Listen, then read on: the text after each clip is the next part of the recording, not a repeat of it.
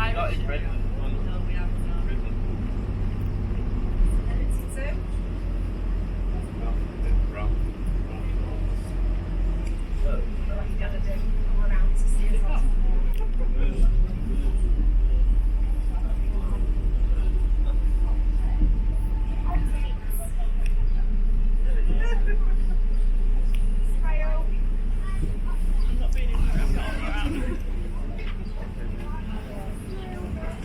Good morning, ladies and gentlemen. Welcome aboard Serenity 3.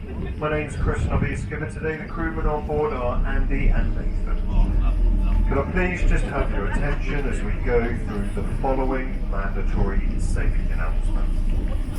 In the unlikely event of an emergency, you will be notified by means of an announcement over the microphone. A signal which will consist of 7 short blasts and 1 long blast on the horn, or by myself or a crew member. Please remain calm at all times, and at all times please refrain from standing on the seats. This vessel is equipped with 2 65-person life rafts, and these are located on the roof of the greenhouse. There is also a life jacket for each person on board, and these are located in the lockers at the front of the vessel, and also the 2 box seats just at the rear of the vessel. On donning the life jacket, you will be assisted at all times. In the event of an emergency requiring evacuation, you will be instructed by myself or the crew member to move to the nearest accessible exit and enter the life rafts. On entering the life rafts, you will be assisted at all times. We do have a toilet on board, and if you have any questions at all, please just feel free to ask. Thank you very much for your attention, and we hope you enjoy your trip.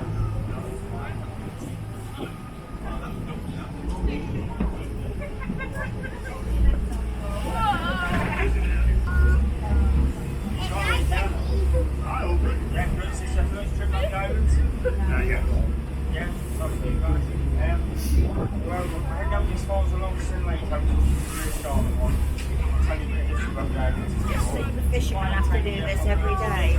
Yeah. See why you got to sing, can't you? Sorry? So you see why you got to sing.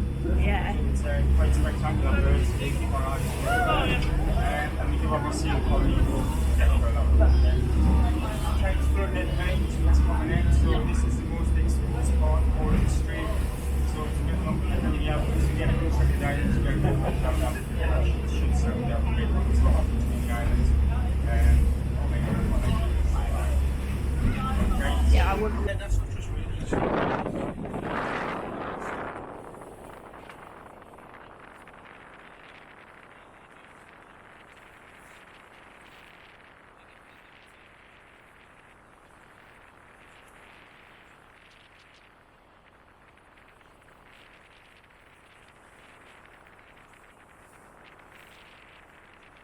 It's known as the Staple Sound, and it's approximately 1 nautical mile wide. It will just take us a few moments to get across it. On passage, it is well worth keeping your eyes peeled for the vast array of wildlife that we have here in England. And one in particular across Staple Sound are gannets. Gannets are Europe's largest seabird, with a wingspan in excess of 5.5 feet across. And it is always really nice to see them pass through the islands.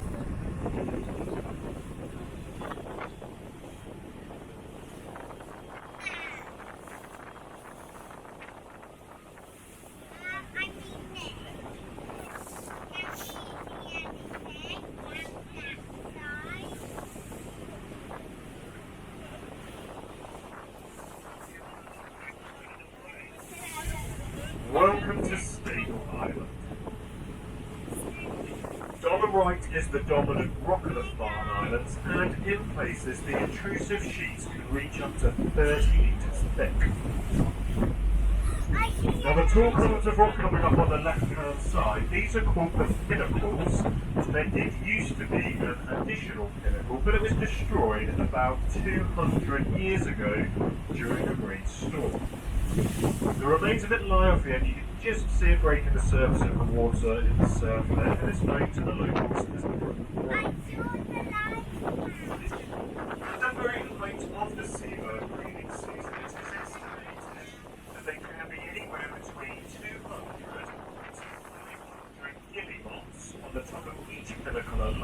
with 20,000 nesting here on Staple Island, and from last year's count, 42,892 individuals in total. Nowhere else can such a varied amount of seabirds be seen, with 15 species breeding in such a small area.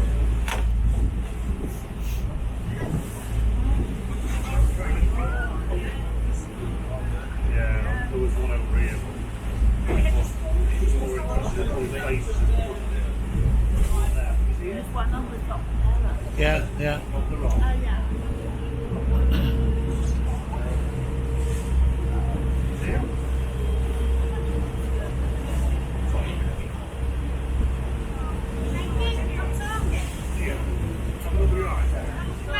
And just coming into view on the back of the volcanic rock on Brownsman Island up ahead, where the Cottagin Square Tower is, and Staple Island from where we've just come, you'll see the grassy embankment and where a few of the puffin burrows have been for the breeding season.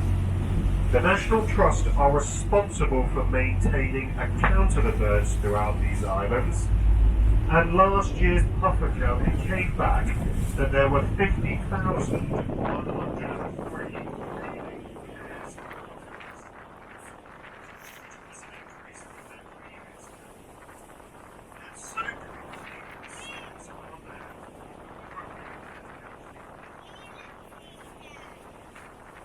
this time to see seabirds throughout these islands is from April until about mid-July.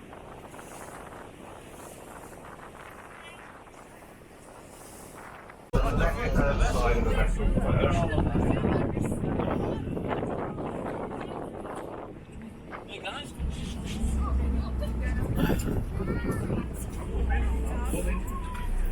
There are two species of seal that you find throughout these islands. There's the grey seal and the common seal.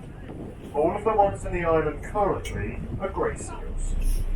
And although called grey seals, there is a variation in colour.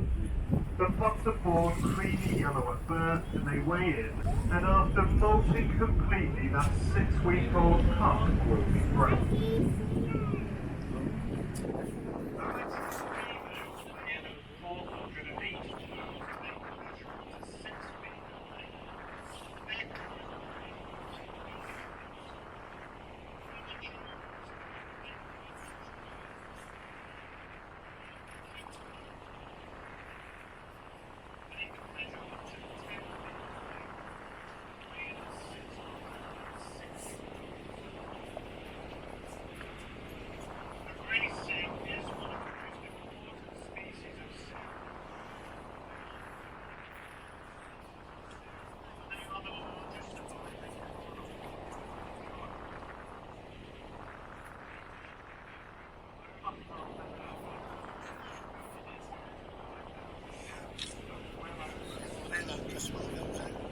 Yeah, just.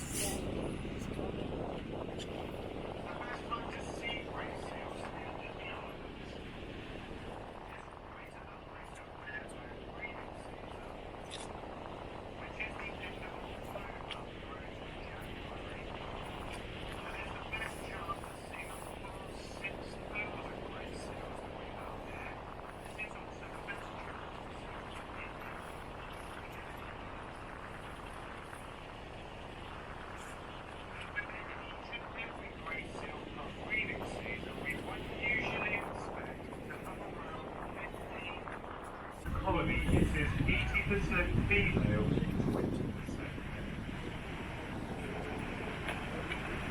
And what does tend to happen during the breeding season for these grey seals is that the very heavily pregnant females will climb high up on a sheltered island to give birth to their pups. They won't suckle that pup for only 18 days and shall remate almost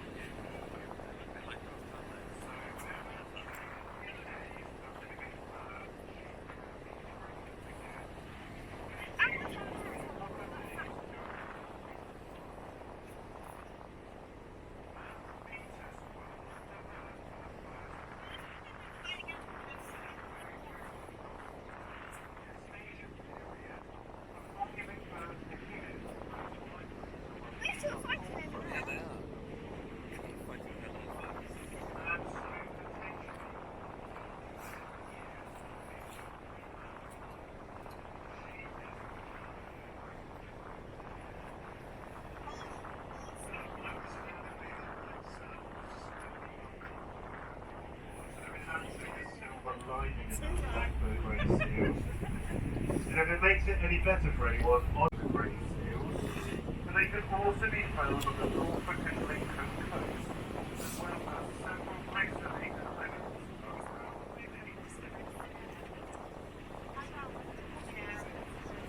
Now you might notice there's a few in the water, they've got their noses pointed straight up in the air. Now, the tide's on its way in quite quickly for the day, and there's a little bit to do with the topography of the islands, but also the grey seal's size and weight. They find it incredibly difficult, near on impossible, to pull themselves out of the water. So what they do is they congregate around pinnacles of rock like this and like tide. They will then wait for the tide to ebb and start to go out. If they give themselves a good spot, that tide drops them on the top of the rock.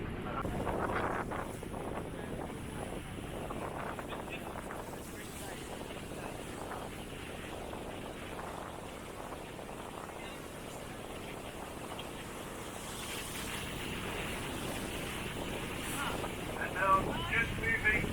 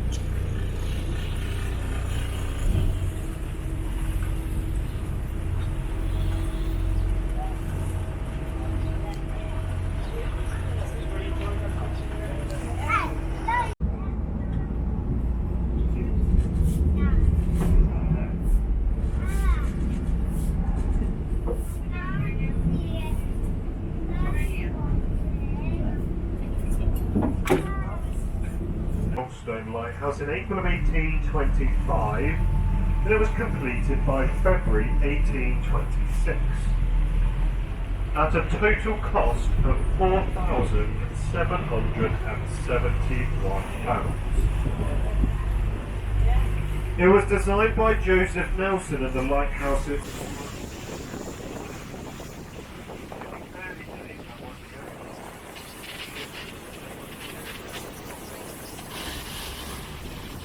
So if you have a quick look at the vast distance between the ground line here and the church line here, you'll also you'll be able to see one of the main reasons why we have around 250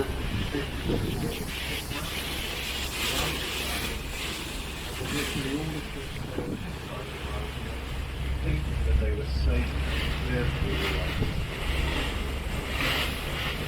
the cottage itself in a normal year is occupied by National Trust rangers for 4.5 months of the year, and they also live on the tough wildlife.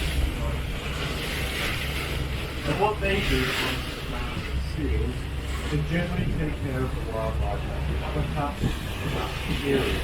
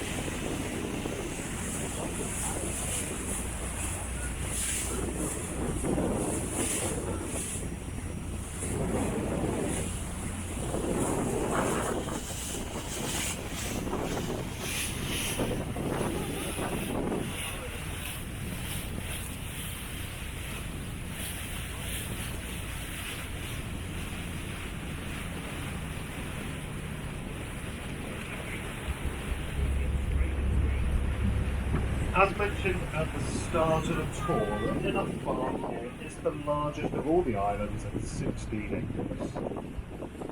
The square tower there is a typical peel tower that was completed in the year 1500 under the instruction of Thomas Castell, who was prior of Durham at the time.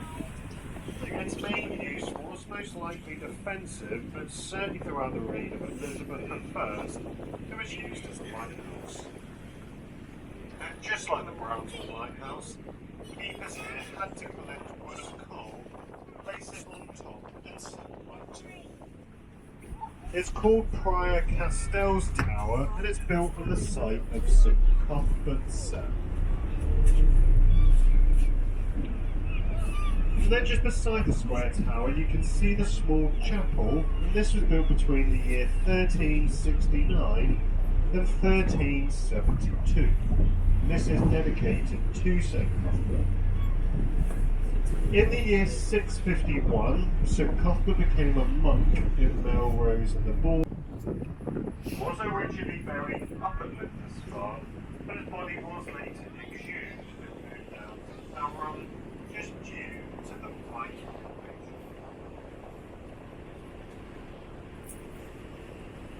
And throughout spring and the early part of summer, the inner farm is home to thousands of visiting seabirds. These include puffins, guillemots, razorbills, kittiwakes, oyster catchers, shags, cormorants and eider duck, fulmar, common tern, sandwich tern and partridge.